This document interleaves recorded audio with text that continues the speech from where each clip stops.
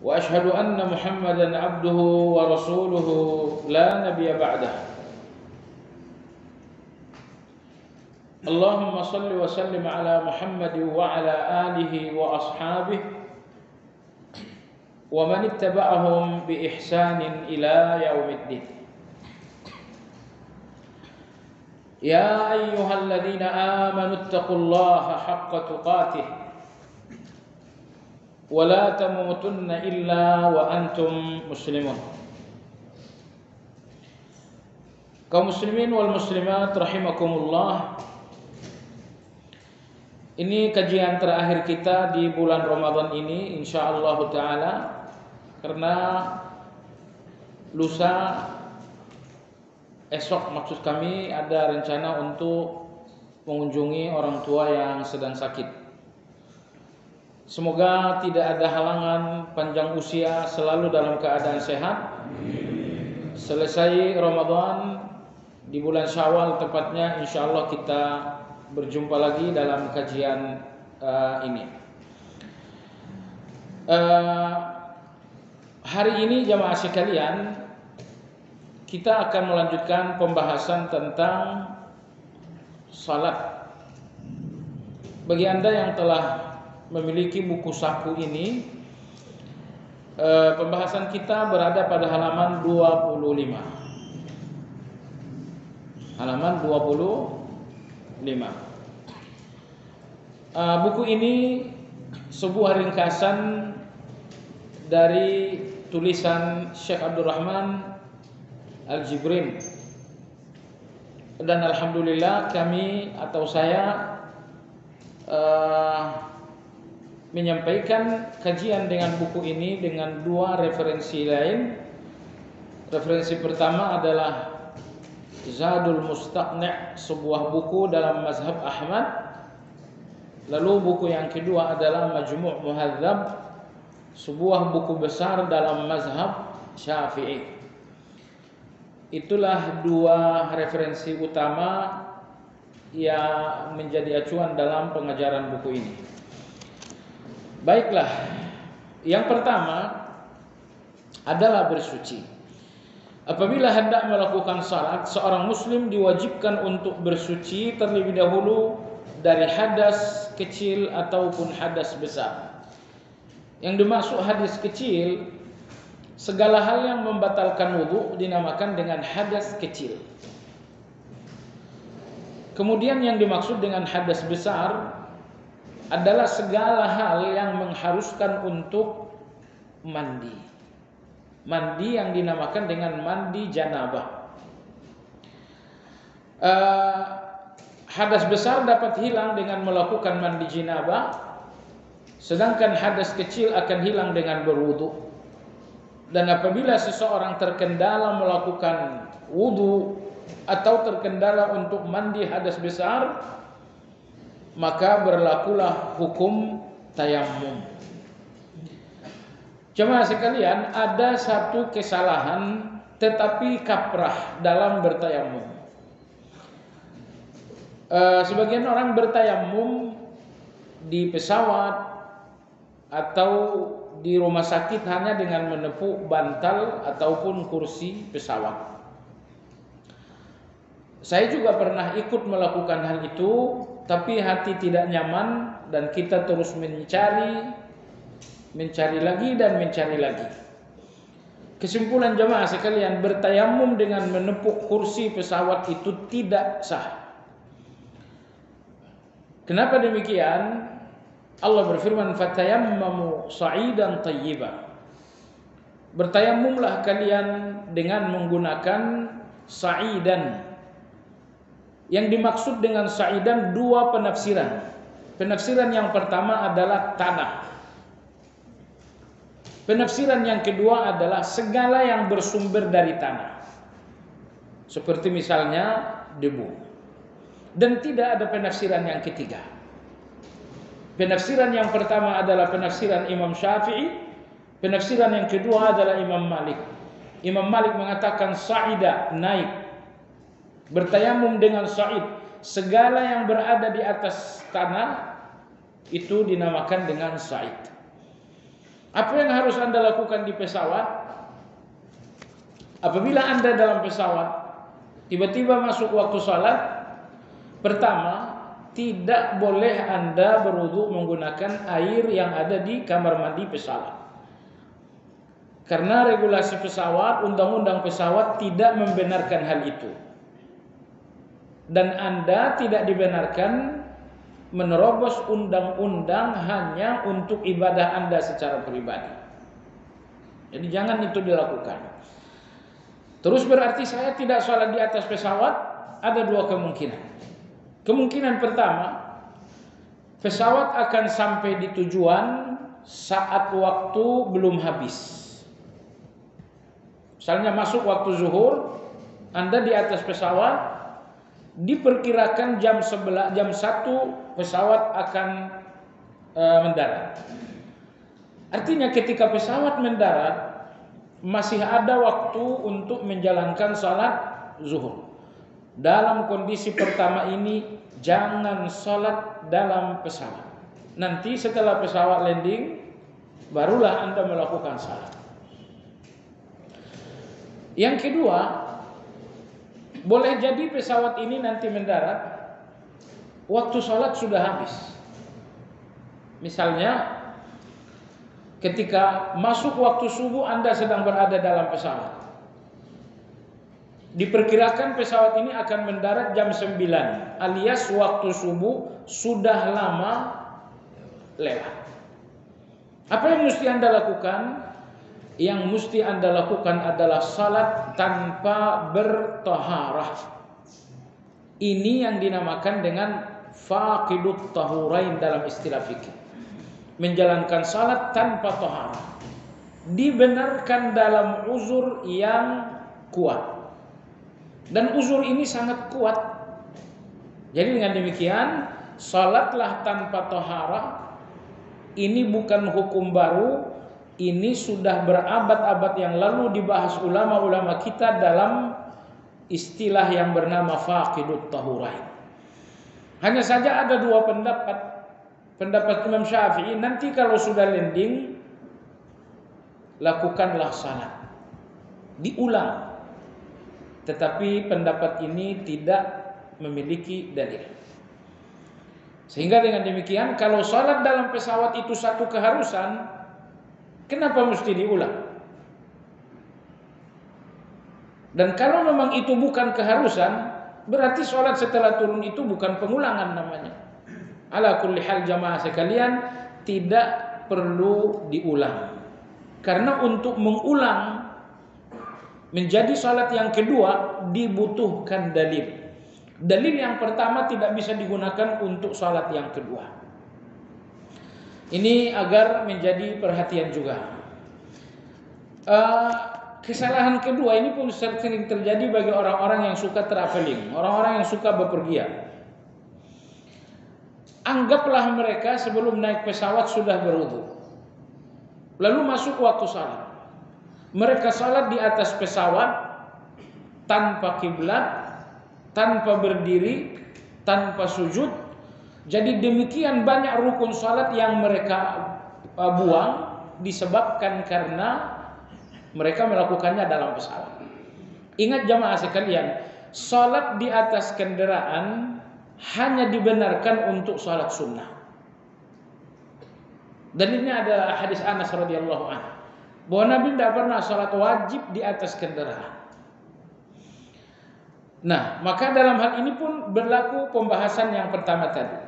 Kalau nanti masuk waktu salat di atas pesawat dan diperkirakan pesawat sampai waktu salat itu masih ada, Anda nggak boleh melakukan salat wajib di dalam pesawat tersebut.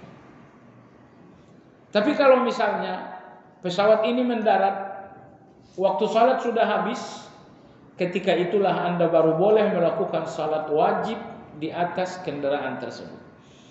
Adapun salat sunnah, hal itu dibenarkan. Yang kedua, sutrah. Yang dimaksud dengan sutrah ini penghalang atau pembatas. Maksudnya ketika Anda salat, Letakkanlah sesuatu di depan Anda sebagai pembatas agar orang tahu batas sujud. Berarti kalau ada orang yang akan melintas, dia akan melintas di luar batas sutra tersebut. Nah, ini namanya sutrah. Apa hukum sutrah ini? Hukumnya adalah wajib berdasarkan ijma'. Artinya ada dalil, setelah dalil-dalil ini dikompilasi, dikumpulkan, semua ulama ijma' bersepakat bahwa kompilasi dalil ini menunjukkan sutrah hukumnya bukan wajib tetapi sunnah. Kenapa demikian? Secara umum saya katakan ada dua dalil. Ada dalil yang memerintahkan sutrah. Nabi SAW bersabda, "Idza shalla ahadukum falyusalli ila sutrah wal yadnu minha." Apabila seseorang di antara kalian salat, gunakanlah sutrah dan mendekatlah dengan sutrah itu. Di sini beliau memerintahkan salat dengan menggunakan sutrah.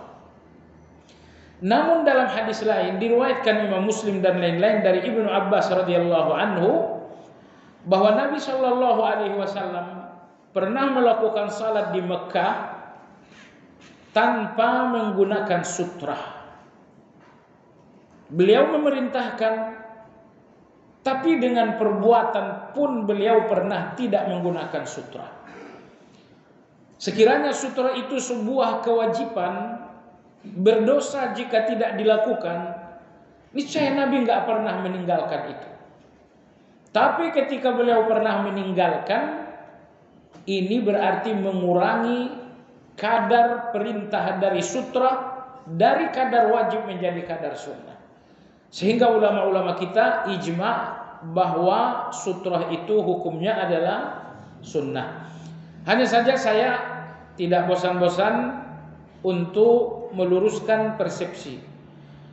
Semua hukum yang dinamakan sunnah tidak berarti diabaikan. Kalau cuma sunnah berarti ditinggalkan saja. Ini persepsi yang keliru. Ya, semua ibadah sunnah itu adalah sebuah keuntungan, meninggalkannya adalah sebuah kerugian.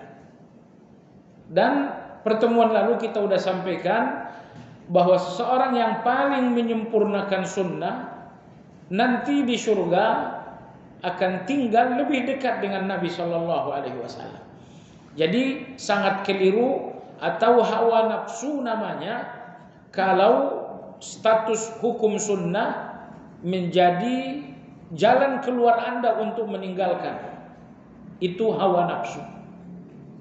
Itu bukan keimanan. Keimanan mendorong Anda untuk melakukan kewajiban, melakukan kebaikan sekecil apapun. Baik, jadi kesimpulan, tidak ada alasan meninggalkan sesuatu yang hukumnya sunnah kecuali hawa nafsu. Waliyahulillah. Kemudian yang ketiga adalah meluruskan shaf. Meluruskan shaf. Ini tentu dalam salat wajib.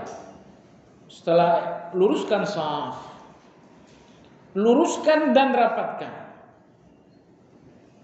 Dalam hadis Nu'man bin Bashir radhiyallahu anhu bahwa cara meluruskan dan merapatkan shaf adalah dengan meluruskan tumit. Fa'alzaqa ahaduna ka'bahu bi ka'bi sahibihi. Apabila kami meluruskan shaf di zaman Nabi sallallahu alaihi wasallam, kami meluruskannya dengan meluruskan tumit. Kalau Anda meluruskan ujung jari-jari, 100% shaf tidak akan lurus. Kenapa? Karena tubuh Anda adanya di atas tumit, bukan di atas jari-jari. Maka kalau Anda meluruskan dengan meluruskan tumit, maka itu akan lurus. Tapi kalau Anda meluruskan shaf dengan meluruskan ujung jari-jari, dipastikan shaf tidak akan lurus. Kemudian merapatkan shaf. Saat ini belum berlaku karena situasi pandemi ini, tapi insya Allah setelah Lebaran ini pandemi sudah pergi. Kita semua dalam keadaan sehat insya Allah ta'ala. Nanti kalau misalnya keadaan sudah normal, perlindungan Allah turun untuk menghilangkan pandemi ini, maka rapatkanlah shaf. Tempelkan kaki dengan kaki, bahu dengan bahu. Ini dua. Hadis Nu'man bin Bashir, fa'alzaqa ahaduna ka'bahu bi ka'bi sahibihi wa mankibahu bi mankibihi. Di zaman Nabi sallallahu alaihi wasallam kami meluruskan dan merapatkan shaf. Maka kami menempelkan tumit, kami pun menempelkan bahu. Dua hal ini perlu diperhatikan karena sebagian orang salat merenggangkan kedua kaki. Kalau Anda merenggangkan kaki, nanti yang menempel hanya kaki Anda yang menempel dengan kaki sebelah Anda. Sehingga bahu Anda tidak menempel dengan dia. Maka jangan salat dengan kaki direnggangkan, tapi biarkan kaki Anda seperti alamiahnya, lurus ke bawah. Baru kemudian ditempelkan kaki dan ditempelkan pula bahu. Jemaah sekalian, adapun shaf yang tidak sampai bertempelan, tidak sampai bersentuhan seperti itu shaf yang tidak rapat. Shaf seperti itu yang disebutkan Nabi Shallallahu Alaihi Wasallam menjadi celah bagi syaitan. Jadi kalau kita tidak rapat, di celah ketidakrapatan ini akan ada syaitan, kata Nabi Shallallahu Alaihi Wasallam. Tapi itu kalau sudah memungkinkan rapat. Sekarang belum memungkinkan rapat. Mudah-mudahan syaitan nggak ikut. Baik jemaah sekalian yang saya hormati, Nabi kita Shallallahu Alaihi Wasallam sebagai imam,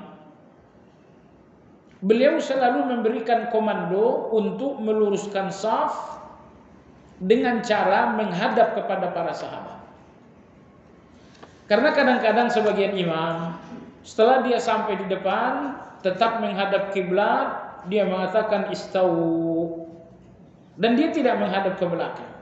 Ini keliru.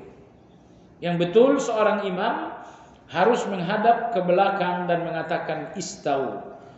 Tapi itu pun kalau makmumnya banyak. Kalau makmumnya cuma satu, tidak perlu. Jadi saya punya dosen namanya Dr. Khatam, salah satu guru besar di Universitas Khurtum. Dulu di Indonesia beliau sholat, yang mengimami orang Indonesia, orang awam ya. Dia nggak mau jadi imam karena dia bukan warga negara sini. Begitu sholat, tentu dia di samping sang imam. Imam mengatakan istawu. Padahal cuma sendiri, nggak perlu. Kalau cuma sendiri itu nggak perlu ada istawu. Tapi kalau ada 2 orang, kalau ada 3 orang, baru istawu. Jemaah sekalian yang saya hormati, adapun tentang formasi shaf, kalau makmum cuma satu, maka dia berada di samping kanan imam. Ibnu Abbas radhiyallahu anhu, begitupun dengan Jabir radhiyallahu anhu, keduanya melaporkan, Ibnu Abbas mengatakan, aku pernah sholat malam bersama Nabi Shallallahu Alaihi Wasallam dan aku sholat di belakang. Ternyata Nabi SAW pelan-pelan menyeret aku ke depan sampai aku berdiri di samping kanan beliau. Di samping kanan. Di samping kanan berarti tidak mundur ke belakang, tapi di samping kanan persis. Kenapa? Karena Anda sebagai makmum tidak bisa merapatkan shaf kecuali dengan imam. Kecuali dengan imam, karena Anda hanya berdua. Sehingga Anda berdiri di samping kanan persis, dengan kaki Anda dirapatkan dengan kaki imam. Kemudian apabila makmum ada 2 orang, keduanya berdiri di belakang imam. Berdiri di belakang imam. Adapun hadis yang berbunyi wasitul imam, jadikanlah imam di tengah apabila makmum 2 orang, ini bukan hadis yang sahih. Berikutnya apabila ada makmum wanita. Makmum wanita, kalau ada makmum laki-laki hanya 1, saya sholat, makmum saya cuma 1, maka makmum wanita tersebut berdiri bukan di belakang imam, tapi di belakang makmum. Saya sholat, di samping saya ada laki-laki makmum cuma 1, lalu ada makmum yang kedua wanita. Nah, makmum wanita ini tidak berdiri di belakang imam, tapi berdiri di belakang makmum yang tadi di samping kanan saya. Kemudian pertanyaan, hukum meluruskan dan merapatkan saf, apa hukumnya? Hampir semua ulama mengatakan hukumnya adalah sunnah. Termasuk imam yang 4, Imam Abu Hanifah, Imam Malik, Imam Syafi'i, Imam Ahmad. Hanya sekelompok kecil ulama yang mengatakan meluruskan dan merapatkan saf hukumnya adalah wajib. Saya coba mencari-cari siapa yang mengatakan lurusnya saf ini hukumnya adalah wajib. Ternyata yang pertama adalah Imam Ibnu Hazm. Yang kedua adalah, sebelum Ibnu Hazm adalah Imam Bukhari. Yang kedua adalah Imam Ibnu Hazm. Ketika Imam Ibn Taimiyah rahimahullahu taala, itulah beberapa ulama terdahulu yang menyebutkan hukumnya wajib.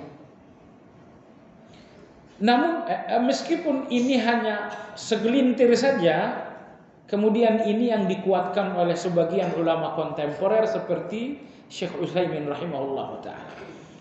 Tetapi mana pendapat yang lebih kuat? Yang lebih kuat hukumnya bukan wajib tetapi sunnah. Pertama itu pendapat mayoritas. Yang kedua, dalam hadis sahih Nabi sallallahu alaihi wasallam mengatakan sawu sufufakum, luruskan dan rapatkan saf. Fa inna taswiyatas sufufi min hasanis salah. Karena lurus dan rapatnya salat bagian dari keindahan salat. Bagian dari keindahan salat. Sekiranya Nabi tidak menegaskan saf yang rapat dan lurus adalah keindahan salat, niscaya meluruskan saf itu adalah wajib. Tapi hukum wajib tersebut terkurangi, turun menjadi sunnah, karena Nabi mengatakan lurus saf adalah keindahan salat. Hadis tersebut adalah hadis yang sahih. Lantas bagaimana dengan ancaman-ancaman Nabi bagi orang yang tak meluruskan saf? La tusawwunna sufufakum aw la yukhalifanna Allah baina qulubikum. Kalian luruskan saf atau Allah membuat hati kalian bertentangan. Inilah dalil sehingga Imam Bukhari dan lain-lain menegaskan bahwa meluruskan dan merapatkan saf hukumnya adalah wajib. Akan tetapi mayoritas ulama enggak memahami seperti itu. Ancaman Nabi Shallallahu Alaihi Wasallam tersebut menunjukkan bahwa sunnah meluruskan dan merapatkan saf bukan sunnah biasa, tetapi sunnah muakkadah, sunnah yang hampir sampai ke tingkat wajib. Wallahu taala a'lam. Yang keempat, halaman 26, berdiri dan niat di dalam hati. Jemaah sekalian, penulis berkata, kemudian ia menghadapkan seluruh badan dan tubuhnya ke kiblat dan niat dengan hatinya. Menghadap kiblat ada 2 kondisi. Kalau Anda salat di Masjidil Haram, Anda diwajibkan menghadap ke bendanya langsung. Tetapi kalau Anda salat di luar Masjidil Haram, Anda hanya diwajibkan menghadap ke arah. Menghadap ke arah. Oleh sebab itulah di negara kita pernah ada pembicaraan ramai tentang keharusan menggeser arah sejadah di masjid beberapa derajat ke kanan. Sebetulnya pendapat ini tidak terlalu kuat, namun tentu wajib kita hargai. Semua pendapat yang sifatnya baik wajib dihargai walaupun itu salah. Menghargai pendapat yang salah lebih penting daripada menyalahkan. Maka kita hargai itu. Tetapi pendapat ini tidak sepenuhnya kuat. Kenapa? Dalam kondisi kita jauh dari Masjidil Haram, kita tidak dituntut menghadap bendanya, tetapi menghadap arahnya. Sehingga kalaupun Masjid Baitul Hikmah ini misalnya tidak simetris dengan bendanya, tapi ke arahnya, itu sudah selesai. Dalilnya dalam hadis Nabi Shallallahu Alaihi Wasallam menyebutkan beliau berada di Madinah agar para sahabat menghadap ke arah. Beliau mengatakan, ma bainal masyriq wal maghrib qiblah. Beliau mengatakan antara masyriq dan maghrib adalah kiblat. Coba lihat betapa luasnya jarak maghrib dengan masyriq ini. Antara timur dan barat adalah kiblat. Karena Nabi kita berada di Madinah, sehingga beliau mengatakan antara barat dan timur ini adalah kiblat. Jadi beliau hanya mengarahkan sahabat agar menghadap ke arah bukan ke benda. Kemudian yang kedua, salat menghadap kiblat ini hanya diwajibkan dalam salat wajib. Adapun dalam salat sunnah di atas kendaraan, Anda tidak lagi diwajibkan menghadap kiblat. Misal, Anda pergi ke kantor, anggap misalnya jam 9, kebetulan Anda naik taksi Grab, atau misalnya Anda punya sopir pribadi. Anda berpikir sampai di kantor saya akan sibuk rapat sholat duha, enggak bisa. Sudah, silakan sholat duha di dalam kendaraan Anda. Ini sholat sunnah, sholat wajib tak boleh. Anas radhiyallahu anhu beliau mengatakan, kana Nabi sallallahu alaihi wasallam yusalli ala rahilatihi wa lam yakun yaf'alhu fil fardi atau kama qala. Anas radhiyallahu anhu berkata, Nabi sallallahu alaihi wasallam menjalankan salat sunnah di atas kendaraan. Tawajjaha kaifa tawajjahat bihi. Nabi menghadap sesuai dengan arah kendaraan. Kalau kendaraan ngadap ke barat, Nabi ke barat. Kendaraan ngadap ke timur, Nabi ngadap ke timur. Intinya Anda tidak lagi diwajibkan menghadap kiblat jika Anda melakukan salat sunnah di atas kendaraan. Ya. Lalu Anas di bagian hadis mengatakan, walam yakun yasna'hu fil fard atau kama qala, Nabi tidak pernah melakukan itu dalam salat wajib. Silakan Anda salat di taksi, salat Allahu Akbar, rukuk, sujud semuanya menggunakan isyarat. Ini dibenarkan dalam salat sunnah. Dan niat, beliau mengatakan menghadap kiblat dengan niat. Dengan niat tentu melaksanakan salat. Yang terpenting dalam niat jamaah sekalian adalah ikhlas. Berniat salat tidak wajib. Yang wajib adalah ikhlas. Maka ketika ulama kita mengatakan rukun ibadah yang pertama adalah niat, maksudnya adalah ikhlas. Maka jelang Anda melakukan salat, perlu Anda untuk memastikan ini karena Allah atau bukan. Beliau mengatakan tidak boleh melepaskan niat dengan mengucapkan usolli lillahi. Enggak boleh. Kenapa? Karena agama ini sepenuhnya mengikuti dalil.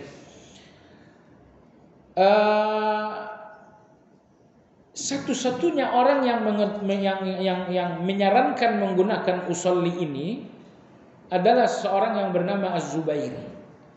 Ini ditegaskan Imam Nawawi dalam kitab Majmu'. Dan Imam Ghazali sebagai seorang ulama besar dalam mazhab Syafi'i, sekali lagi, beliau menentang keras melafazkan usolli. Beliau menyebutkan itu dalam kitab beliau Al-Basit, dalam kitab Al-Wasit, dalam kitab Al-Wajiz. Jadi 3 kitab ditulis oleh Imam Ghazali. Di semua kitab-kitab ini beliau menentang adanya melafazkan usolli. Dalam kitab Syarah Kabir ditulis oleh Imam Ar-Rafi'i. Beliau juga mengkomentari lafaz usalli tersebut. Beliau mengatakan sebagian orang menduga bahwa Imam Syafi'i menganjurkan untuk lafaz usalli. Lalu Imam Rafi'i mengatakan ini pemahaman yang keliru dari apa yang dikatakan Imam Syafi'i dalam Al-Umm. Jadi dengan demikian ternyata melafazkan usalli itu sulit untuk dikatakan mazhab Syafi'i. Kalau dikatakan bukan dalil, ya itu 100%. Lafaz usalli mazhab Syafi'i itu sulit. Tapi kalau bukan dalil itu pasti. Jadi sehingga dengan demikian tidak perlu melafazkan usalli tersebut. Lantas bagaimana dengan orang yang melafazkan usalli? Berarti dia belum mengerti, belum faham. Anda perlu mengajak bicara dengan bahasa yang baik. Jangan dengan bahasa yang kemudian menghasilkan konflik. Ingat, keberhasilan dalam debat ditentukan akhlak Anda dalam berdebat. Akhlak yang buruk dalam debat, misalnya Anda merendahkan, kamu belum ngaji sih, kamu nggak ngerti sih, kamu terlalu berlumur bid'ah sih. Jadi kebiasaan merendahkan orang, berpersepsi negatif tentang orang dalam situasi debat ini yang membuat debat ini nggak sampai kepada tujuan. Itulah yang keempat. Kemudian yang ketujuh, yang ke halaman 27 nomor 5, takbiratul ihram. Jadi ternyata dalam salat ini ada ihram, dalam umrah ada ihram, dalam haji pun ada ihram. Ihram itu artinya mengharamkan. Takbiratul ihram artinya takbir yang mengharamkan. Maksudnya ada banyak hal yang boleh Anda lakukan sebelum salat. Anda boleh makan, boleh minum, boleh berbicara, tapi semua yang boleh itu menjadi haram begitu Anda telah bertakbir. Allahu Akbar, semuanya menjadi haram. Maka dinamakanlah takbir itu dengan takbir ihram, yang artinya adalah takbir mengharamkan. Beliau mengatakan kemudian melakukan takbiratul ihram, yakni Allahu Akbar. Allahu Akbar, ucapkan Allahu Akbar. Ulama-ulama kita semuanya ijma bahwa Allahu Akbar hukumnya adalah wajib. Enggak ada khilafiyah dalam hal ini. Walaupun mereka khilafiyah tentang lafaz, misalnya Allahul Akbar tambah alif lam boleh enggak? Itu pembicaraan yang tidak terlalu perlu kita ikuti. Artinya Allahu Akbar selesai. Masalahnya seorang yang bisu, bagaimana dia membacakan Allahu Akbar? Seorang yang bisu kalau dia seorang muslim, dia sudah dewasa, dan yang ketiga dia pun berakal sehat, yang keempat dia pun memahami cara salat. Ini yang paling. Maka orang bisu tersebut wajib salat karena dia muslim, dewasa, akal sehat, dan faham cara salat. Masalahnya bagaimana dia membacakan Allahu Akbar? Tidak ada jawabannya dalam dalil, sehingga masing-masing ulama memberikan interpretasi. Dalam mazhab Syafi'i, orang-orang yang bisu ini membacakan zikir salat dengan menggerak-gerakkan lidah. Tapi ini dibantah oleh ulama-ulama dalam mazhab Ahmad. Mereka mengatakan menggerak-gerakkan lidah bagi orang yang bisu tidak dinamakan bicara. Orang bisu untuk menyampaikan keinginan menggunakan isyarat, tidak dengan menggerak-gerakkan lidah. Maka bicaranya orang bisu bukan dengan menggerakkan lidah, tetapi dengan memberikan isyarat.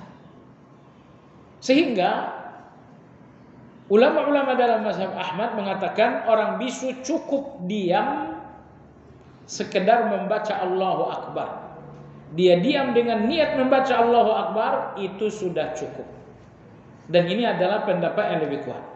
Yang kedua, Kalau ada seorang muslim dewasa, berakal sehat, namun tidak faham cara salat, ini cuman bisa kita bayangkan dalam satu masalah, yaitu seorang muslim mu'allaf masuk Islam mungkin 5-10 menit sebelum masuk waktu zuhur, sehingga tidak ada waktu yang memungkinkannya untuk belajar salat.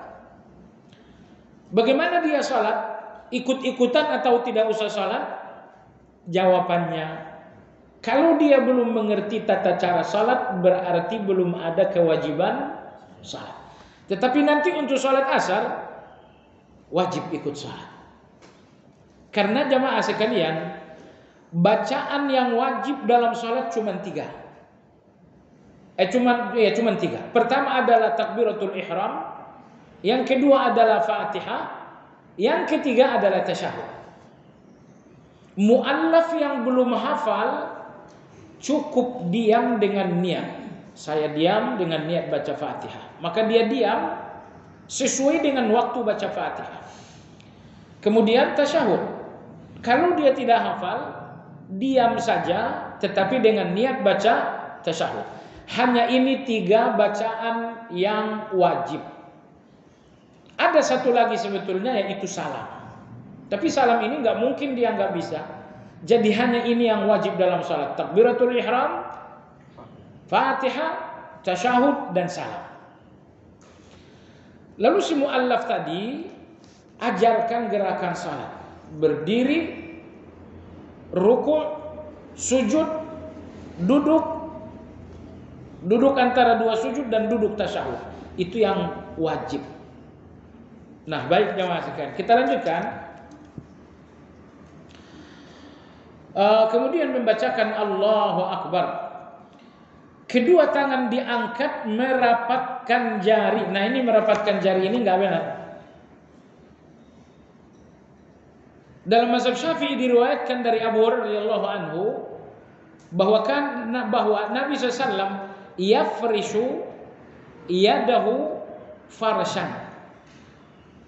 Kata Abu Hurairah, apabila Nabi melakukan salat, beliau mengangkat tangan dan merenggangkan jari-jari.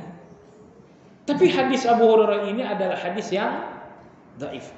Didhaifkan Imam Nawawi dan lain-lain. Nah, kalau hadis satu-satunya hadis tentang merenggangkan jari dari Abu Hurairah ternyata dhaif, berarti tidak merenggangkan jari karena hadisnya dhaif. Baik. Lalu di sini dikatakan adalah dengan merapatkan jari. Dirapatkan seperti ini. Kalau ini hadis dhaifnya pun tidak ada. Kalau yang pertama ada hadisnya tapi dhaif. Yang kedua ini hadis dhaifnya pun tidak ada. Terus bagaimana? Pendapat yang lebih baik dalam hal ini adalah pendapat Imam Abu Hanifah. Beliau mengatakan tidak ada hadis yang bisa jadi pegangan dalam hal ini. Jadi biarkan jari-jari Anda sesuai dengan keadaan alamiahnya. Alamiah jari Anda rapat bukan? Kalau Anda tidur nggak mungkin dia rapat. Direnggangkan bukan? Jadi biasa saja sesuai dengan keadaan alamiah. Jangan dirapatkan, tidak ada dalilnya. Jangan direnggangkan, ada dalilnya tapi sahih. Nggak ada yang bisa dipegang. Kalau begitu biarkan jari-jari seperti keadaan alamiah. Dan dibentangkan dibuka, itu sudah jelas, artinya bukan digenggam begini. Kedua telapak tangan dihadapkan ke kiblat. Ini hadis khusus tidak ada, tapi hadis umum dari Ibnu Umar. Ibnu Umar radhiyallahu anhu mengatakan, apabila Nabi salat, beliau menghadapkan seluruh tubuhnya ke kiblat. Seluruh tubuh, termasuk telapak tangan, termasuk jari-jari kaki saat sujud, saat berdiri. Karena ada orang dalam berdiri jari-jarinya miring begini. Enggak. Luruskan kaki agar seluruh jari-jari itu menghadap kiblat. Demikian kesaksian Ibnu Umar radhiyallahu anhu.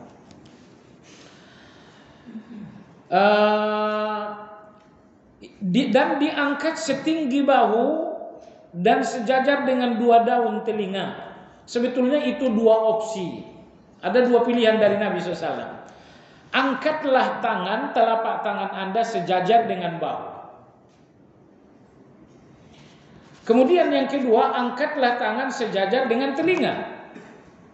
Imam Nawawi rahimahullahu ta'ala mengatakan, dalam mazhab Syafi'i, yang menjadi opsi dalam hal ini adalah mengangkat tangan sejajar dengan bahu. Kenapa? Karena riwayatnya dari Nabi Shallallahu Alaihi Wasallam lebih banyak. Imam Nawawi mengatakan mengangkat tangan sejajar dengan bahu diriwayatkan Ibnu Umar, diriwayatkan Abu Humaid, diriwayatkan oleh Ali. Adapun mengangkat tangan sejajar dengan telinga, riwayatnya sahih dari dua orang. Pertama dari Wa'il ibn Hujur, yang kedua adalah dari Malik ibn al-Huwairits. Sehingga beliau mengatakan mengangkat tangan sejajar dengan bahu memiliki riwayat yang lebih banyak. Tapi tentu bukan berarti sejajar dengan telinga itu menjadi batal. Tidak. Sekali lagi saya katakan ini adalah soal pilihan. Sejajar dengan bahu, ini sejajar dengan bahu. Allahu Akbar, sejajar dengan bahu. Ingat, jari-jari jangan dirapatkan, jangan direngangkan, biasa Allahu Akbar. Sejajar dengan telinga, ini sejajar dengan telinga. Sejajar dengan telinga. Jadi ujung jari-jari Anda sejajar dengan telinga. Seperti ini. Allahu Akbar. Nah, ada satu rincian disebutkan Imam Rafi'i. Rincian ini diikuti banyak orang secara khusus di Indonesia. Tapi itu padahal fatwa dari seseorang yang bernama Imam Ar-Rafi'i. Dari Imam Syafi'i tidak. Imam Syafi'i mengatakan angkat tangan sejajar dengan bahu. Ya, Imam Rafi'i rahimahullah mengatakan angkat tangan ujung jari-jari sejajar dengan daun telinga atas. Jempol jari sejajar dengan daun telinga bawah. Kan Anda lihat sebagian orang Indonesia, ini bahkan sampai menyentuh. Jamaah sekalian, itu fatwa bukan dalil. Yang punya fatwa adalah Imam Ar-Rafi'i. Nah, adapun Nabi kita, begitupun dengan Imam Syafi'i, beliau hanya mengajarkan global, angkat tangan sejajar dengan bahu. Imam Malik rahimahullahu ta'ala, beliau mengatakan dua riwayat ini bisa digabungkan menjadi satu. Caranya, kata Imam Malik, angkat tangan di atas pundak sejajar dengan bahu Anda, ini ke bawah sejajar dan ini ke telinga sejajar. Ini pandangan Imam Malik tentang dua cara tadi. Jadi intinya ini soal yang longgar. Ini berlaku bagi laki-laki, juga berlaku bagi perempuan. Kemudian beliau mengatakan, dan Nabi SAW mengeraskan bacaan takbiratul ihram hingga didengar oleh orang yang berada di belakang, karena beliau jadi imam. Artinya kalau cuma sendirian, nggak ada siapa-siapa, Anda nggak perlu mengeraskan bacaan. Beliau terkadang mengangkat tangannya bersamaan dengan ucapan takbiratul ihram. Ya, beliau mengangkat tangan bersamaan dengan takbiratul ihram. Baik. Kemudian terkadang pula setelah takbiratul ihram, dan kadang-kadang sebelumnya. Jadi itu ada tiga cara. Cara pertama adalah cara terbaik, cara kedua adalah cara baik, cara yang ketiga ini tidak difatwakan oleh ulama walaupun hadisnya ada. Baik, yang pertama bersamaan. Inilah yang diriwayatkan Wa'il bin Hujur yang secara langsung memata-matai bagaimana Nabi SAW. Beliau mengangkat tangan bersamaan dengan takbir. Jadi angkat bersamaan, Allahu Akbar. Itu bersamaan. Ini hadisnya dari Wa'il bin Hujur. Ibnu Umar radhiyallahu anhu mengatakan, Nabi angkat dulu baru takbir. Allahu Akbar. Diangkat dulu baru takbir. Nah, riwayat yang ketiga, beliau takbir dulu baru angkat. Allahu Akbar baru diangkat. Nah, Imam Syafi'i begitupun Imam Ahmad, keduanya lebih cocok, lebih menguatkan, lebih memilih, bukan menguatkan tapi memilih hadis Wa'il bin Hujur, yaitu mengangkat tangan bersamaan dengan takbir. Kenapa itu dikuatkan? Di sini ada satu kaidah yang dinamakan dengan nazair. Ketika Anda akan rukuk, bukankah gerak rukuk itu menggunakan takbir? Ketika Anda bangkit, bukankah gerak bangkit itu menggunakan takbir? Sami'allahu liman hamidah. Ketika Anda akan sujud, gerak sujud itu pun menggunakan takbir. Sehingga ini nazair, ini perbandingan. Maka ketika tangan diangkat terjadi gerak, gerakkanlah dengan takbir sebagaimana Anda melakukannya waktu rukuk, sewaktu akan sujud. Nah, jadi ini soal opsional, soal pilihan saja. Jadi yang terbaik bersamaan, Allahu Akbar bersamaan. Lalu yang kedua, angkat dulu baru takbir. Ini riwayat Ibnu Umar. Allahu Akbar. Riwayat yang ketiga ini sahih tapi tidak dikuatkan oleh ulama. Allahu Akbar. Karena itu sama saja misalnya Anda mau rukuk, Anda rukuk dulu, Anda takbir dulu baru rukuk. Allahu Akbar. Tentu tidak. Sehingga kelemahan hadis yang ketiga ini bukan kelemahan dalam riwayat, tapi kelemahan dalam praktek. Karena dalam prakteknya takbir itu selalu bersamaan dengan gerakan. Wallahu a'lam.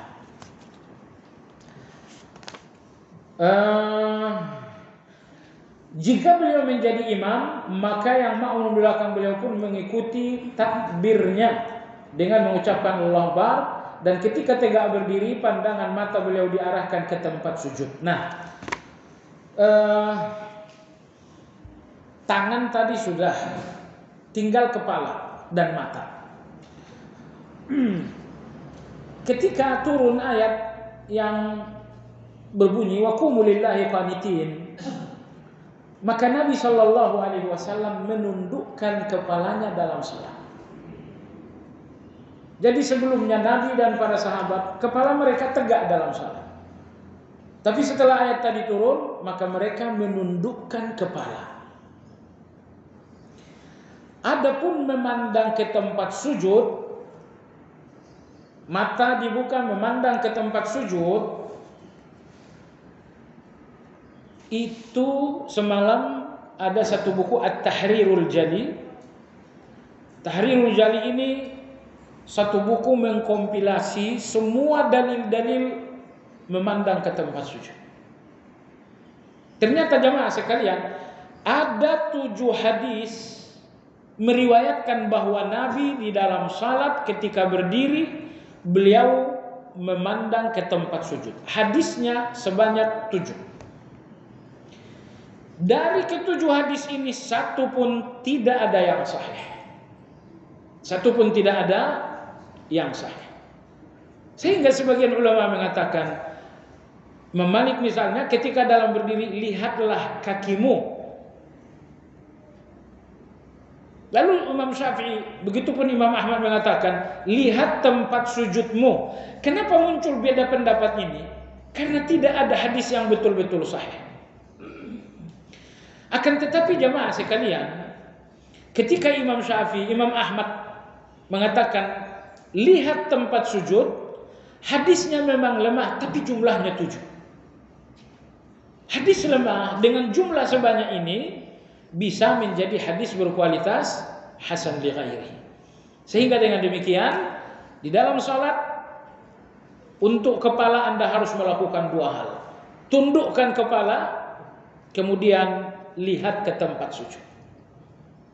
Jadi kalau cuma melihat ke tempat sujud, Allahu Akbar, kepala tegak, itu enggak betul. Tetapi tundukkan kepala. Sahabat mengatakan kana Nabi sallallahu alaihi wasallam idza qama ila shalah taqta'a ra'sahu wa rama bi basarihi ila al-ard. Apabila Nabi salat, beliau menundukkan kepalanya dan menghadapkan pandangan ke tempat sujud. Jamaah sekalian, Sebagai penutup untuk kajian kali ini, dibenarkankah menoleh ke kanan dan ke kiri? Tidak dibenarkan. Nabi bersabda, ikhtilasun yakhtalisuhu syaitanu min salati abdin. Menoleh ke kanan, menoleh ke kiri adalah sebuah pencurian yang dilakukan syaitan terhadap salat seorang hamba. Jadi kalau dalam salat Anda menoleh lagi, berarti berkali-kali setan mencuri salat Anda.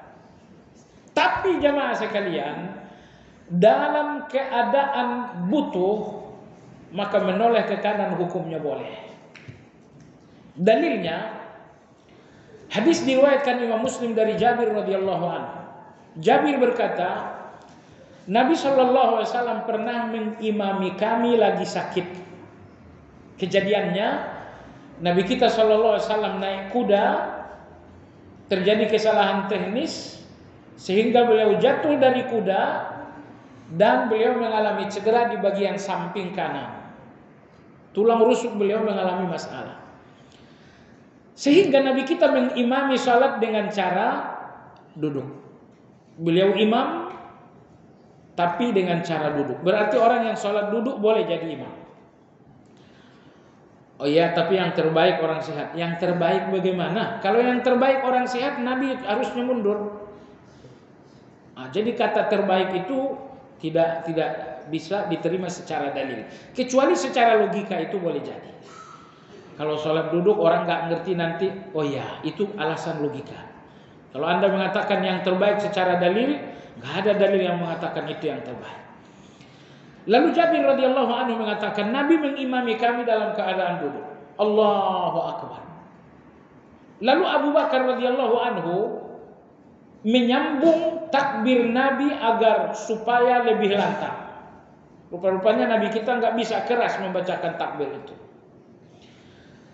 Setelah Nabi bertakbir sholat duduk Allahu Akbar, ternyata Rasulullah memandang ke belakang. Nabi melihat kami berdiri. Setelah itu beliau memberikan isyarat sambil melihat ke belakang.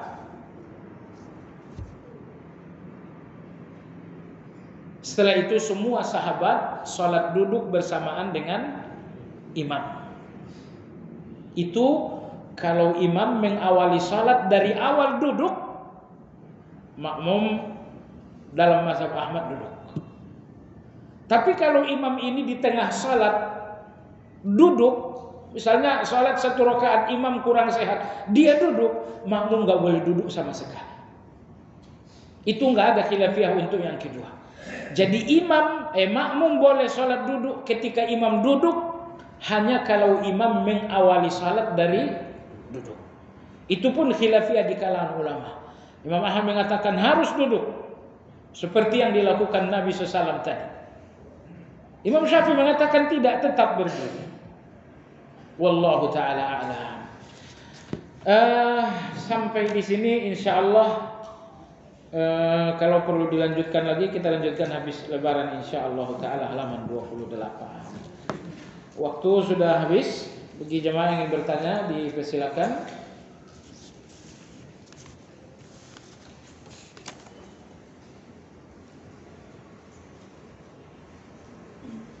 Masya Allah, jazakallah khair.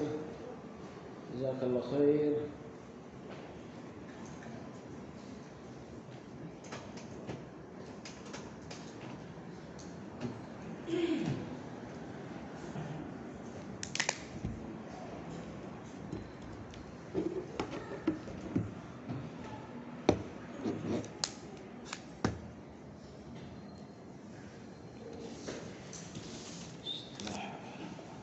Kami baru mengetahui ada campuran babi dalam makanan hewan peliharaan jika terkena tangan. Bagaimana cara menyucikannya?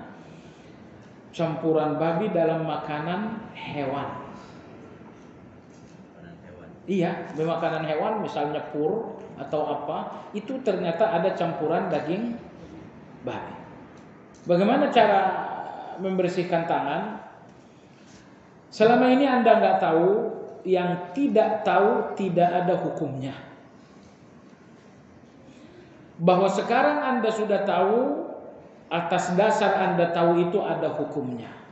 Apa hukumnya?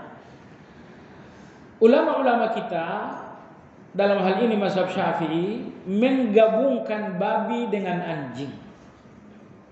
Sebab yang secara tegas mencamak tangan, membasuh 7 kali, salah satunya dengan tanah. Riwayat kedua membasuh 8 kali, salah satunya dengan tanah. Ini ditegaskan Nabi untuk anjing. Dan beliau tidak menyebutkan itu untuk babi. Bahwa babi memiliki hukum yang sama, ini ijtihad. Tapi bahwa itu hukum anjing, itu hadisnya sahih. Diriwayatkan Abu Hurairah dengan 2 redaksi riwayat yang berbeda. Ya, bahwa itu hukum anjing adalah dalil, bahwa itu hukum babi adalah ijtihad. Yang kedua, tentang anjing tadi, kapan saya membersihkan tangan? Ketika anjing itu basah. Karena Nabi bersabda, "Idza walaghal kalbu ina'a ahadikum faghsiluhu sab'an." Apabila bejana kalian dijilat anjing, maka basuhlah 7 kali, salah satunya dengan tanah. Dalam riwayat lain, basuhlah 8 kali, salah satunya dengan tanah. Anda garis bawahi sabda Nabi, jika bejana kalian dijilat. Sehingga ulama kita memahami jilat ini basah. Berarti kalau anjingnya kering bersentuhan dengan Anda, tidak ada keharusan untuk mencuci dengan camak. Tapi kalau basah tubuhnya sama dengan basah lidahnya. Nah, jadi dengan demikian, makanan binatang yang telah bercampur dengan babi, kategori basah atau kategori kering? Tidak ada keharusan bagi Anda untuk mencamak, cukup cuci biasa saja. Karena dia dalam keadaan sudah kering. Wallahu a'lam. Apakah zakat harta bisa diberikan kepada kerabat, adik kakak kita yang masih kategori miskin? Dibolehkan memberikannya kepada kakak dan adik kerabat miskin. Bahkan mereka lebih berhak. Nabi SAW mengatakan, as-sadaqatu 'alal qaribi sadaqatun wasilatun. Sedekah untuk keluarga dekat, sedekah dan menguatkan kekerabatan. Tapi kalau sedekah kepada orang lain hanya sekedar sedekah saja. Maka sedekah untuk keluarga dekat lebih utama, lebih besar pahalanya. Karena pertama ada nilai sedekahnya, dan yang kedua ada nilai menjaga keakraban dan kekokohan keluarga. Ya, yang penting jangan digunakan zakat itu untuk menggugurkan tanggung jawab. Itu nggak boleh. Tanggung jawab iya. Misal begini, si A punya hutang ke saya sebesar 10 juta. Ternyata kekayaan saya mencapai nisab dan saya harus berzakat 10 juta juga. Lalu saya jumpai si A, kamu punya hutang ke saya 10 juta. Karena kamu berhutang, kamu boleh menerima zakat. Dalam surat At-Taubah Allah berfirman, wal gharimin. Zakat itu boleh diberikan kepada orang berhutang. Seharusnya saya berikan kamu zakat karena kamu berhutang. Tapi saya tidak berikan lagi, cuman hutangmu saya lunas. Apakah itu boleh? Jawabannya tidak boleh. Jawabannya tidak boleh. Kenapa? Karena Anda menggunakan zakat untuk menggugurkan hak. Yang dapat Anda lakukan, berikan kepada dia zakat tanpa disyaratkan hapus hutang. Kalau kemudian dia berpikir, saya berhutang ya, ahlan wa sahlan, bagus banget. Ini nggak boleh. Hal kedua yang juga nggak boleh, misalnya ada seseorang wafat, seseorang telah wafat dengan tanggungan hutang piutang. Bolehkah hutang piutang orang yang telah wafat ditutup dengan zakat? Jawabannya nggak boleh. Kenapa? Begitu dia wafat, hutang piutang ini telah menjadi tanggungan ahli waris. Jadi bukan lagi hutang dia, tapi ahli waris. Dan ahli waris ini belum tentu tidak mampu. Maka ini tidak dibenarkan. Apakah harta kita yang kita hutangkan pada orang termasuk yang kita hitung zakatnya juga? Saya piutangkan orang 1 miliar. Ini contoh aja nih. Ternyata begitu saya mau bayar zakat, uang saya yang konkret ada 1 miliar. Apakah saya hitung juga uang yang di tangan orang lain? Atau saya hanya menghitung yang murni saya miliki? Jemaah sekalian, ada 2 kemungkinan. Kalau utang ini di tangan orang yang amanah dan mampu, maka Anda keluarkan zakat dengan hitungan penuh. Hutang tadi juga dihitung. Anda keluarkan zakat untuk 2 miliar. Tapi kalau misalnya yang minjam uang 1 miliar sudah putus hubungan. Semalam saya ketemu kawan, saya pinjamkan uang seorang kawan kolaps, saya kasih 700 juta. Sampai sekarang nggak ketemu di mana orangnya. Berarti tidak amanah, nggak ada komunikasi. Kemungkinan hutang dibayar itu kecil karena nggak ketemu lagi orangnya.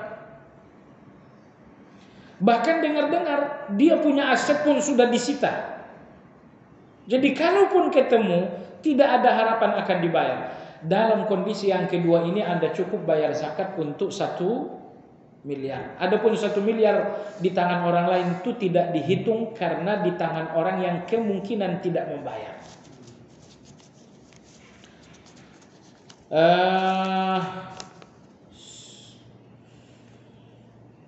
Apakah saya berdosa atau zalim apabila menggeser sejadah yang ditinggal jamaah di shaf pertama ba'da salat maghrib dan jamaah tersebut baru kembali setelah azan isya, sedangkan buru-buru datang itu mendapat jelas ya, pasang lapak dulu, dia keluar. Berdosakah saya menggeser itu? Masjid ini milik semua orang, jadi tidak ada seorang yang bisa mengklaim hak. Ini hak saya, kenapa digeser? Oh ini masjid Pak, nggak ada orang punya hak di sini. Jangan karena Anda Bapak Presiden saja nggak punya hak apa-apa di masjid ini. Ya. Jadi orang yang menggeser sejadah Anda dan Anda nggak ada sesungguhnya tidak dinamakan zalim. Karena Anda nggak di tempat. Tapi sejadah saya, iya sejadah Anda memang ada. Namun itu secara hukum. Adapun pertimbangan lain, tentu ada pertimbangan lain. Bukan pertimbangan boleh tak boleh lagi, tapi pertimbangan dampak. Kalau Anda geser apa kira-kira yang terjadi? Oh yang terjadi nggak salam-salaman nanti roba lebaran. Kalau gitu jangan digeser bukan karena tidak boleh, tapi karena ada dampak buruk yang wajib dihindari. Selama ini saya mendawamkan salat sunnah rawatib di rumah dan seringkali berjamaah dengan istri dan anak-anak di rumah. Dan khusus salat witir saya biasakan berjamaah dan kami lakukan rutin dalam atau salat rawatib ba'da isya. Hal ini berlangsung sejak setahun lalu saat Ramadan salat tarawih di rumah. Salat tarawih di rumah, salat sunnah di rumah berjamaah hukumnya boleh. Nabi kita pernah salat malam berjamaah dengan Ibnu Abbas, dengan Jabir. Nabi kita pun pernah salat duha berjamaah dengan Anas, dengan Ummu Sulaim. Jadi menjamaahkan salat sunnah di rumah dengan keluarga hukumnya boleh. Tetapi kalau salat wajib tidak. Jadi Anda salat ke masjid, salat wajibnya, untuk salat sunnahnya silakan di rumah, ya. Itu dibenarkan. Terkait dengan hadis Nabi, sesungguhnya Allah menyukai bacaan surah yang rutin dalam salat. Sebagaimana bacaan salat sunnah, qabliyah, subuh, ba'da maghrib dan witir dikatakan Rasulullah SAW. Berdasarkan hadis di atas, dalam menjelaskan salat sunnah rawatib ba'da isya, saya membiasakan bacaan surah Al-Mulk dan lain-lainnya. Ada beberapa salat sunnah. Pertama, tadi tidak ada hadis seperti itu ya. Tapi ada perbuatan Nabi. Kalau ucapan Nabi tidak. Perbuatan Nabi, beliau merutinkan beberapa ayat dalam salat ba'diyah maghrib, beliau rutinkan Al-Kafirun dan Al-Ikhlas. Salat sunnah fajar, beliau pun merutinkan Al-Kafirun dan Al-Ikhlas. Dalam salat sunnah tawaf, beliau pun rutinkan Al-Kafirun dan Al-Ikhlas. Dalam salat sunnah witir, beliau pun rutinkan Al-Kafirun dan Al-Ikhlas untuk rakaat kedua dan ketiga. Lalu di sini pertanyaan, Anda merutinkan membacakan surat Al-Muluk. Apakah itu boleh? Boleh Anda rutinkan untuk Anda pribadi. Untuk orang lain tidak. Sebab begitu Anda ajarkan kepada orang lain, Anda butuh dalil untuk mengajarkan ajaran. Tapi ketika itu hanya soal pribadi saja, silakan. Anda boleh merutinkannya untuk pribadi dan tidak boleh mengajarkannya kepada orang, karena untuk mengajarkan sesuatu harus ada dalilnya. Apakah jamaah mengangkat tangan saat khatib Jumat memimpin doa? Tidak. Dalilnya hadis Muawiyah. Ya, Muawiyah pernah menjadi khatib, kemudian sewaktu dia berkhutbah, di ujung khutbah tentu dia berdoa, Allahumma ighfir lil muslim. Lalu dia rasa telah menyimpang. Beliau mengatakan, tabbat lihatainil yadain. Celaka kedua tangan ini. Aku melihat Nabi berdoa dalam khutbah tanpa mengangkat tangan. Maka beliau menurunkan kedua tangan sambil mengatakan, celakalah tangan ini, kenapa diangkat? Nabi saja tak mengangkat tangan. Hadis Muawiyah itu jelas. Jadi Anda tidak perlu angkat tangan, tapi Anda perlu mengaminkan. Jangan pula Anda tak mengaminkan. Hanya saja jangan diaminkan dengan suara kencang. Amin. Pelan aja. Bagaimana hukumnya setelah azan awal berkumandang masih meneruskan makan sahurnya belum selesai, atau sekedar menahan minum azan pertama? Azan pertama mungkin azan kali ya. Hukumnya setelah azan awal berkumandang. Azan awal saya nggak ngerti. Di sini ada azan awal? Nggak ada. Kalau dulu di Ciracas kami punya masjid, itu memang azan subuh 2 kali. Azan pertama setengah jam sebelum subuh. Nah, kalau di sini azannya cuma sekali. Jadi kalau azan sudah berkumandang, Anda wajib berhenti makan dan minum. Allah berfirman dalam Al-Quran, wa kulu washrabu hatta yatabayyana lakumul khaytul abyadu minal khaytil aswadi minal fajr. Makanlah kalian, minumlah kalian sampai fajar terbit. Artinya kalau fajar udah terbit, jangan lagi makan, jangan lagi minum. Itu ayatnya. Tetapi ada hadis sahih diriwayatkan Imam Muslim dari Ibnu Abbas. Kata Nabi SAW, idza sami'a ahadukumun nida wal ina'u ala yadihi fala yada'hu hatta yaqdiya hajatahu minhu. Apabila kalian mendengarkan azan subuh dan di tangan kalian ada makanan, maka jangan diletakkan sebelum dihabiskan. Ini bertentangan. Azan jangan letakkan dulu, habiskan saja, itu hadis Ibnu Abbas. Ayat, makanlah, minumlah, tapi kalau sudah terbit fajar berhentilah. Ini berbenturan. Yang ajaib lagi, hadis tadi diriwayatkan Ibnu Abbas dan dia berfatwa beda dengan hadis. Maka Ibnu Abbas ditanya, Ibnu Abbas, saya sedang makan, lagi sedang mengunyah, azan berkumandang. Kata Ibnu Abbas, yamujjahu, hendaklah dia memuntahkannya. Hendaklah dia memuntahkannya.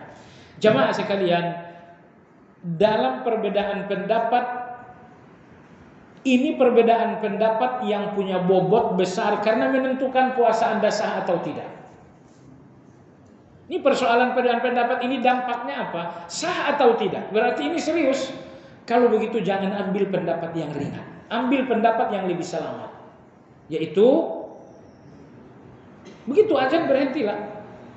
Kecuali misalnya Anda sedang minum, azan berkumandang, selesaikan. Tapi kalau misalnya ini masih setengah piring lagi, tidak, berhentilah.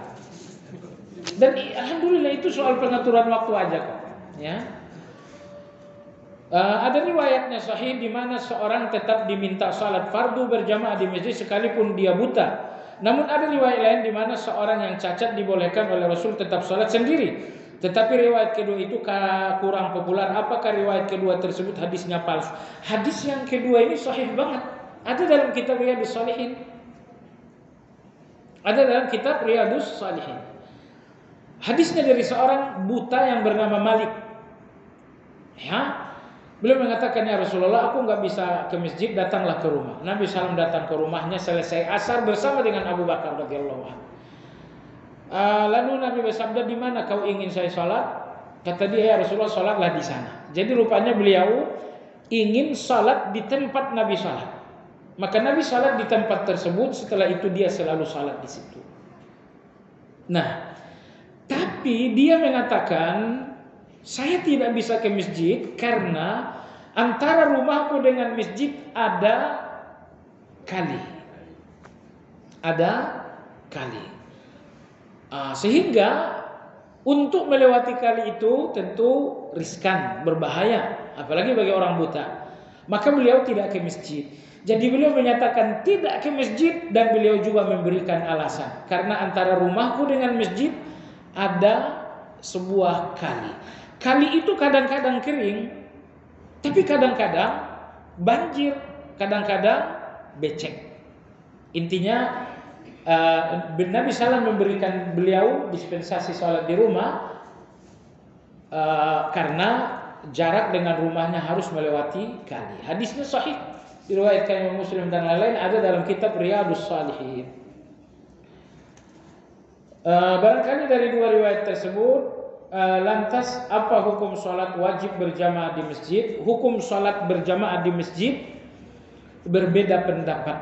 Ada yang mengatakan wajib. Pendapat yang lemah mengatakan wajib dan bagian dari sholat. Sehingga kalau nggak jamaah sholatnya nggak sah. Pendapat yang ketiga hukumnya sunnah. Pendapat yang keempat sunnah muakkad. Pendapat yang kelima hukumnya adalah fardu kifayah. Jadi ini ada 5 pendapat di kalangan ulama. Kenapa beda pendapat? Karena Nabi memberikan hadis yang berbeda-beda juga. Antara lain misalnya, Nabi mengancam mereka sholat ke masjid atau rumah mereka saya bakar. Ketika Nabi mengancam bakar rumah bagi orang yang nggak sholat berjamaah ke masjid, sehingga Imam Ahmad mengatakan ini berarti sholat ke masjid itu hukumnya wajib. Ditambah lagi Abdullah bin Ummi Maktum, seorang buta yang rumahnya tak jauh dari masjid. Nabi mengatakan, kau dengar azan? Kata dia, iya. Kalau kau dengar azan berarti rumahmu dekat dengan masjid. Kalau kau dengar azan berarti kau tahu arah masjid. Ke masjidlah. Kalau sekarang kayaknya nggak berlaku. Kalaupun rumah dekat dengan masjid, kendaraan hilir mudik. Kalau dulu nggak ada masalah. Intinya buta itu belum uzur bagimu tidak sholat jamaah di masjid, karena kalau kau dengar azan berarti dekat rumahmu dengan masjid. Kalau kau dengar azan berarti kau tahu arah masjid. Nabi tidak memberikan dispensasi, keringanan hukum bagi si buta. Ini dalil kedua. Imam Ahmad menegaskan jamaah itu hukumnya adalah wajib. Imam Syafi'i mengatakan tidak, jamaah itu enggak wajib. Kenapa? Nabi bersabda, beliau mengatakan salatu al-jamaah afdal min salatil faz bi 27 darajah. Salat jamaah itu lebih baik daripada salat. Imam Syafi'i mengatakan coba lihat lebih baik. Salat jamaah lebih baik dari sendiri. Berarti salat jamaah lebih baik, salat sendiri itu baik. Jadi ini 5 pendapat dalam masalah ini. Yang kita sarankan jamaah sekalian ambil pendapat yang lebih selamat. Tetap sholat di masjid. Nggak ada ruginya. Nggak ada ruginya. Kewajiban sholat adalah lebih utama daripada kewajiban menjalankan ibadah puasa, walaupun puasa wajib, karena yang akan dihisab pertama kali adalah sholatnya. Namun demikian, seandainya seorang perempuan sedang mengalami haid, tidak ada kewajiban mengganti sholat. Yang ditinggalkan namun wajib mengganti jumlah puasa yang wajib ditinggalkan. Mengapa ketentuan seakan bertentangan? Yang bertentangan kesimpulan yang pertama. Anda mengatakan salat lebih mulia daripada puasa. Ternyata itu enggak betul ya. Salat lebih mulia dari puasa enggak. Puasa lebih mulia dari salat enggak juga. Dalam aspek tertentu puasa lebih mulia. Karena di dalam puasa Anda menjauhi syahwat 12 jam. Tetapi dalam salat Anda menjauhi syahwat cuma 10 menit. Syahwat makan, syahwat minum, syahwat lawan jenis atau istri. Anda meninggalkan 3 induk syahwat ini 10 menit saja dalam salat. Tetapi dalam puasa Anda meninggalkan 3 syahwat ini selama 12 jam. Dari aspek meninggalkan syahwat, puasa lebih baik daripada salat. Sehingga Allah mengatakan puasamu untukku. Karena di dalam puasamu tidak ada syahwat untuk. Tetapi Allah nggak pernah mengatakan salatmu untukku. Karena jeda waktu meninggalkan syahwat dalam salat hanya sebentar. Tapi walau demikian Nabi mengatakan awwalu ma yuhasabu bihil abdu yaumal qiyamati shalah. Kebaikan yang pertama kali dihitung pada hari kiamat adalah salat. Jadi yang benar, salat lebih baik dari puasa dalam aspek tertentu, dan puasa lebih baik daripada salat dalam aspek-aspek tertentu pula. Tapi bahwa Anda mengatakan salat lebih baik secara total 100%, itu enggak benar. Ya. Wanita qada salat apabila dia menstruasi, tidak. Dalam salat wanita menstruasi enggak perlu mengqadha. Kenapa? Karena ini kalau dia menstruasi 7 hari, 7 kali 5, 35 kali. Nah, ini menjadi kesulitan nantinya. Tetapi kalau untuk puasa, dia wajib tetap mengqadha. Kenapa? Karena qadha puasa itu bukan 1 bulan penuh, tetapi selama 1 bulan, selama 1 tahun. Misalnya wanita yang tidak ikut puasa tadi, dia hanya meninggalkan puasa 7 hari. Dan dia mengqadha 7 hari, tentu itu mudah daripada mengqadha salat berjumlah 35. Apa hikmah di balik ketentuan itu? Hikmahnya adalah untuk memudahkan. Hikmah yang kedua, hukum mengqadha ini selama setahun ke depan. Kalau hukum mengqadha salat ini cepat ya. Saat ini ada tren bisnis baru, yaitu menabung emas virtual secara online. Caranya itu dengan menyetor sejumlah uang ke provider untuk ditabung secara berkala sampai pada waktu jual beli logam mulia ya secara online. Hukumnya tidak boleh. Kenapa? Karena jual beli mata uang, begitupun dengan logam mulia, itu wajib dilakukan cash. Wajib dilakukan langsung. Ini. Begitu tidak langsung, itu yang terjadi dalam jual beli emas secara online. Kita beli secara online, dan ini mungkin baru disetujui beberapa jam atau 1 hari sebelumnya. Tidak lagi langsung antara akad jual dan akad beli. Maka tidak boleh jual beli mata uang ataupun jual beli emas secara online. Kalau yang dimaksudkan adalah menabung emas virtual secara online, saya pikir sebelum Anda menabung terlebih dahulu dibayarkan dulu. Saya mau nabung emas 1 gram, ini uangnya. Tabungan Anda memang hitungannya emas, tapi hitungan emas itu setelah Anda bayar sejumlah uang. Jadi bagaimanapun di sini ada jual beli emas secara online. Alhamdulillah beberapa ulama-ulama Saudi sudah melakukan pengkajian itu. Kesimpulannya tidak dibenarkan jual beli emas secara online. Kalau Anda nabung emas boleh. Cuman kalau virtual tadi, tentu Anda beli dulu secara online baru kemudian dianggap tabungan. Jika yang diambil adalah real emas, tapi tetap dibeli secara menabung, apakah halal? Diambil adalah real emasnya, ini yang kedua.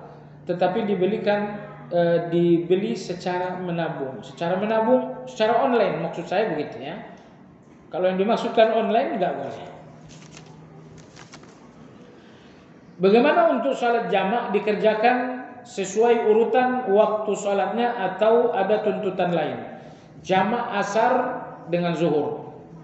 Tentu kalau Anda sholat di waktu zuhur udah jelas. Zuhur dulu baru asar. Tapi kalau jamak zuhur dan asar dilakukan di waktu asar, saya lakukan asar dulu karena dia pemilik waktu, atau saya lakukan zuhur dulu karena dialah yang urutan pertama? Jawabannya, lakukan zuhur terlebih dahulu. Dalilnya hadis Imam Muslim.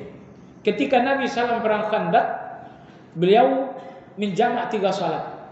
Zuhur, asar, maghrib. Kenapa? Karena penggalian parit ini mendesak harus selesai hari itu juga. Besok pasukan musyrik akan datang, maka tidak ada waktu untuk dibuang, sehingga Nabi menyelesaikan penggalian parit itu. Sehingga zuhur, asar, maghrib baru Nabi salat. Ternyata ketika Nabi melakukan jamak 3 salat ini karena darurat betul, beliau melakukannya secara berurut. Zuhur dulu, kemudian asar, kemudian maghrib. Jadi wajib berurut. Dalam salat berjamaah untuk salat sir, jika makmum sudah membaca surat Al-Fatihah, surat pendek, tapi imam belum ruku, apa makmum boleh baca surat pendek lain? Persis. Kalau imam belum ruku juga, tambahkan bacaan surat pendek. Kalau di waktu ruku Anda sudah baca zikir 3 kali, imam belum bangkit juga, tambahkan zikirnya 4 kali, 5 kali, 6 kali, 7 kali. Yang repot adalah duduk antara 2 sujud dan tasyahud. Anda sudah selesai misalnya warzuqun wa'afini, enggak bangun-bangun juga imam. Apakah saya ulang? Untuk mengulang butuh dalil. Ya, sehingga dalam hal ini Anda cuma diam. Lalu yang kedua, dalam tasyahud, Anda sudah selesai, dia belum bangun juga tasyahud awal, Anda pun diam. Tapi dalam tasyahud akhir, Anda sudah selesai, dia belum salam juga, berdoa. Belum salam juga, doa juga. Wallahu a'lam. Dalam salat berjamaah untuk salat jahar, kapan makmum membaca surat Al-Fatihahnya? Apakah mengikuti imam atau membaca sendiri? Pada saat imam membacakan surat pendek dengan konsekuensi makmum tidak mendengarkan dan mengikuti imam, inilah yang menjadi kelemahan mazhab Syafi'i ketika mereka mengatakan dalam salat jahar makmum tetap membaca. Apa kelemahannya? Kapan dia membaca? Kalau dia membaca bersama-sama dengan imam, ataukah dia membacakan setelah imam selesai? Dua-duanya dengan konsekuensi yang buruk. Kalau dia baca bersama dengan imam, berarti dia enggak dengarkan bacaan imam. Ustaz Zaid misalnya imam, alhamdulillah, Anda di belakang, alhamdulillah, Anda enggak dengar. Begitupun kalau Anda bacakan setelah imam selesai. Maka kelemahan pendapat tersebut terletak pada aplikasi pendapat. Karena Anda enggak bisa mengaplikasi pendapat itu kecuali dengan mengorbankan dalil yang memerintahkan Anda mendengarkan Al-Quran. Maka pendapat yang lebih kuat dalam hal ini pendapat Imam Malik, bukan Imam Ahmad. Kalau bacaan imamnya jelas, tidak usah baca Fatihah. Tapi kalau bacaan imamnya, solatnya jahar tapi tak jelas, ini solat masjid kita ini besar. Ustaz Zaid misalnya jadi imam, solat maghrib, itu solat jahar bukan? Tapi listrik mati, suara tak terdengar, saya dapat sop belakang, suaranya enggak saya dengar. Kalau suaranya enggak ada dengar, tetap Anda baca Fatihah. Jadi bukan patokannya jahar tidak jahar, tapi patokannya dengar atau tidak dengar.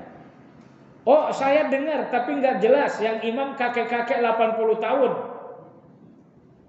Tidak jelas dengar, sama saja seolah-olah enggak mendengar. Jadi insya Allah itu pendapat yang lebih kuat.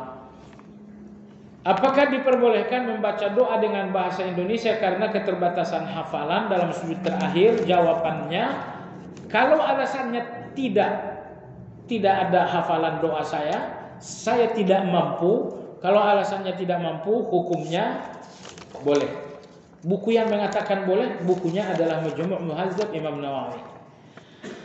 Manakah yang utama? Salat di saf pertama tapi di selasar serambi kanan kiri. Yang paling dekat adalah dekat dengan imam. Anda salat saf pertama tapi di luar, atau Anda di saf kedua tapi dekat dengan imam. Yang lebih afdal dalam hal ini adalah ambillah salat yang kedua, saf kedua, walaupun di saf kedua tapi Anda lebih dekat dengan imam. Baik, wallahu taala alam. Demikian.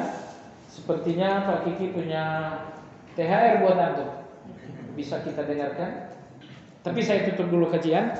Subhanakallahumma bihamdika asyhadu an la ilaha illa anta astaghfiruka wa atubu ilaik.